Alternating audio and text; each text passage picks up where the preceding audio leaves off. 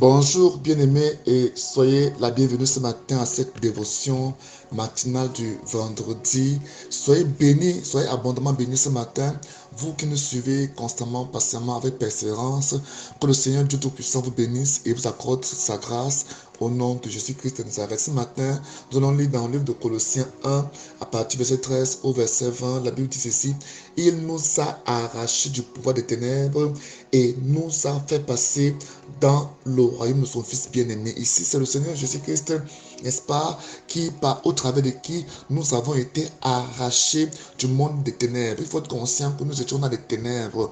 Nous appartenions à Satan, nous appartenions aux ténèbres. Alors le Seigneur a envoyé son Fils, Dieu Tout-Puissant, a envoyé Jésus-Christ venir nous passer des ténèbres à la lumière. Donc, la foi en Jésus-Christ est une traversée. Quand on parle de la traversée, il s'agit, n'est-ce pas, d'un passage, du passage des ténèbres à la lumière.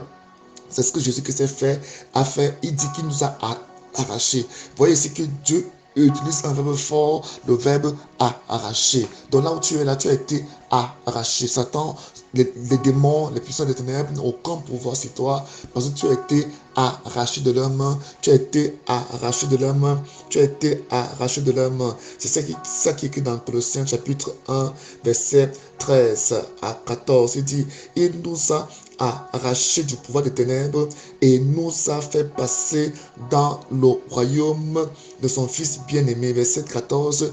Étant unis à lui, nous sommes délivrés. Et nous sommes délivrés car nous avons reçu le pardon de nos péchés. Vous voyez que le verset 13 et le verset 14 sont extrêmement riches parce ils nous font comprendre, n'est-ce pas, la délivrance, la guérison, la restauration, n'est-ce pas, que le Seigneur a manifesté, la puissance qu'il a relâchée dans ta vie pour te délivrer complètement, n'est-ce pas, des ténèbres, du péché, de la mort, de la maladie, pour te faire traverser, pour te transférer dans son royaume de lumière. Le même texte est écrit dans le livre de Colossiens 2, à partir du verset, n'est-ce pas, 14 à 15, il dit: car il a annulé l'acte qui établissait nos manquements à l'égard des commandements. Lui, il l'a effacé en le clouant sur la croix. La Bible dit que Jésus-Christ est allé sur la croix. Donc la mort de Jésus sur la croix n'était pas juste une mort pour manifester la faiblesse de Jésus, l'incompétence de Jésus-Christ. Non, au contraire, c'était toute sa puissance qui a été relâchée. C'était tout son amour qui a été manifesté au travers de sa mort. Donc ta délivrance est plaquée sur la mort de Jésus. Ta délivrance, tu la reçois au travers de la croix, au travers de la mort de Jésus-Christ sur la croix. C'est quoi ici dit que quand il était donc crucifié, en fait, c'était l'acte qui te concernait, l'acte qui parlait de toi, l'acte qui parlait de moi et qui parlait des manquements que nous avions à l'égard des commandements de Dieu. Donc dans cet acte-là, c'était en fait des actes d'accusation, des choses que nous avons fait sur la terre. C'est cet acte-là que Jésus-Christ a crucifié. C'est cet acte-là que Christ a détruit sur la croix. Donc lorsqu'on crucifiait son corps, en fait, c'était toi, c'était moi, c'était l'ensemble des actes dont les dispositions nous condamnaient, nous détruisaient et qui véhiculaient en nous la mort. C'est cet acte-là que Jésus-Christ a crucifié. C'est cet acte-là qui a été crucifié sur la croix, afin qu'aujourd'hui tu sois libéré, afin qu'aujourd'hui tu sois délivré. Voilà comment il t'a arraché. Il n'est pas venu pour n'est-ce pas, négocier ta délivrance, mais il a manifesté la puissance. Parce que dans le monde spirituel, le langage utilisé, le langage idoine utilisé est le langage de la puissance. C'est pas le langage de la diplomatie, c'est le langage de la puissance. Alors Jésus-Christ a donc manifesté toute sa puissance par sa mort en tout délivrant. Il a payé le prix que constituait ton rachat, qui n'est-ce pas, était nécessaire pour que toi, tu puisses avoir la vie aujourd'hui. Il dit donc ici, il a annulé l'acte qui établissait nos manquements à l'égard des commandements. Oui, il l'a effacé en le clouant sur la croix. Quand on rentre dans Colossiens 1, verset 13, il dit: il nous a arrachés. Il nous a arrachés du pouvoir des ténèbres Qui est le prince des ténèbres? C'est Satan. On a vu dans les autres jours passés que le combat que nous menons n'est pas un combat purement humain, mais c'est un combat contre les puissances, les pouvoirs, les dominations des autorités dans le lieu céleste, les esprits méchants. Nous avons aussi lu dans 2 Corinthiens 10, versets 3 à 5, que, n'est-ce pas, le combat que nous menons n'est pas un combat purement humain, mais que nous ramassons les raisonnements, les forteresses, les hauteurs qui se lèvent contre la connaissance de Dieu. Là, quand il dit donc ici, dans Colossiens 1, 13, qu'il nous a arrachés, il t'a vraiment arraché. Et la Bible dit, verset 14, étant unis à lui, nous sommes délivrés. Ici, vous voyez qu'au verset 13, les verbes utilisés sont au passé composé. Il dit ici, il nous a arrachés du pouvoir des ténèbres et nous a fait passer, là c'est le passé aussi, nous a fait passer dans le royaume de son Fils bien-aimé. Maintenant, verset 14, le présent. Étant unis à lui, nous sommes, étant unis à lui, étant unis à lui, étant unis à lui. Donc nous sommes unis à lui, nous sommes délivrés.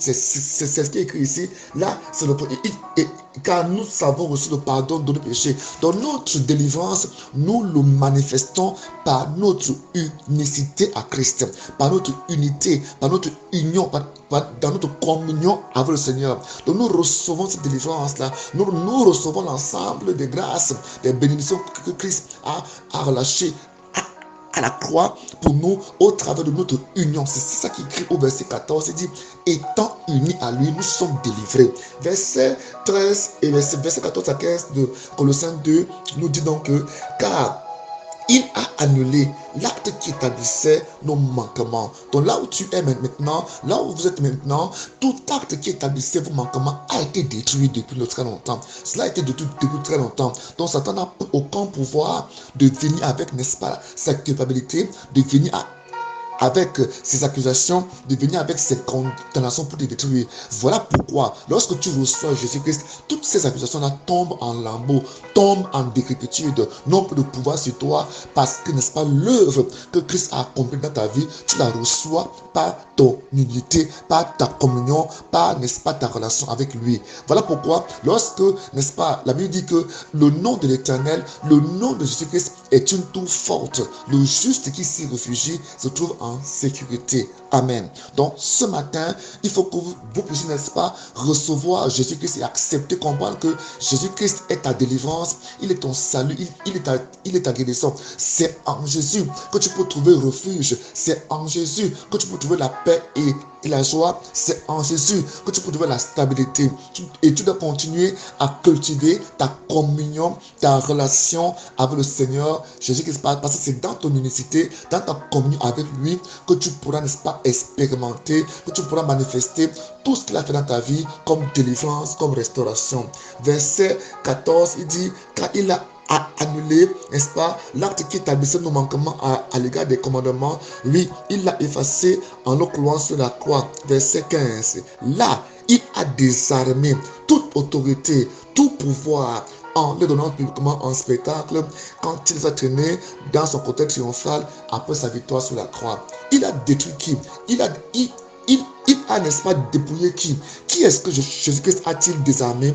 Les autorités, les pouvoirs, les autorités, les pouvoirs qui sont mentionnés dans Éphésiens chapitre 6, là où l'apôtre Paul a dit que nous n'avons pas à lutter contre, n'est-ce pas, les êtres du fait de chair et de sang, mais contre les puissances, les dominations, les autorités et les pouvoirs, les esprits méchants. C'est ça que l'apôtre Paul nous enseigne là-bas. Il nous montre que dans ici, il nous montre donc que ce combat-là, n'est-ce pas, nous le combattons, nous le menons dans la victoire. Parce qu'ici, Jésus-Christ, il dit, Jésus-Christ a désarmé ses puissances, il a désarmé ses pouvoirs. Donc désormais, c'est un combat qui est complètement, n'est-ce pas, qui est à notre avantage. Parce que ces pouvoirs-là ont été désarmés, ces autorités ont été désarmées. Donc face à toi, quand tu crois en Jésus-Christ, quand tu affrontes ces pouvoirs sont désarmés contre toi. Elles n'ont plus de force contre toi. C'est ta peur qui peut leur encore communiquer un peu de zèle. C'est pourquoi tu dois avoir la foi, tu dois croire en Jésus qui s'est accepté, qui t'a délivré, qui t'a restauré et que tu as le pouvoir sur ces choses-là. Amen. Il dit donc qu'il a désarmé toute autorité, tout pouvoir en les donnant publiquement en spectacle quand il les a traînés dans son cortège triomphal après sa victoire sur la croix. Donc désormais, la croix de Jésus-Christ est le symbole de ta victoire. La croix de Jésus est le symbole de ta guérison. C'est le symbole de la vie de Dieu en toi. C'est le symbole de la grâce de Dieu dans ta vie. Alors ce matin, commence à bénir ton Dieu pour cette grâce qu'il t'a accordée. Parce qu'aucun pouvoir des ténèbres, aucun pouvoir de Satan n'a plus d'autorité sur toi. Aucune puissance satanique n'a plus d'autorité sur toi. Parce que Christ t'a affranchi. Il t'a il t'a délivré. Père, je veux prier pour tous ceux qui nous écoutent afin ta puissance manifestée sur la croix du calvaire. Père éternel, viens maintenant agir dans leur vie et se manifester pour les guérir, pour les délivrer complètement. Merci Père, au nom de Jésus-Christ. Amen. Mon nom c'est Bled Bethiem. Soyez bénis au nom de Jésus. Amen.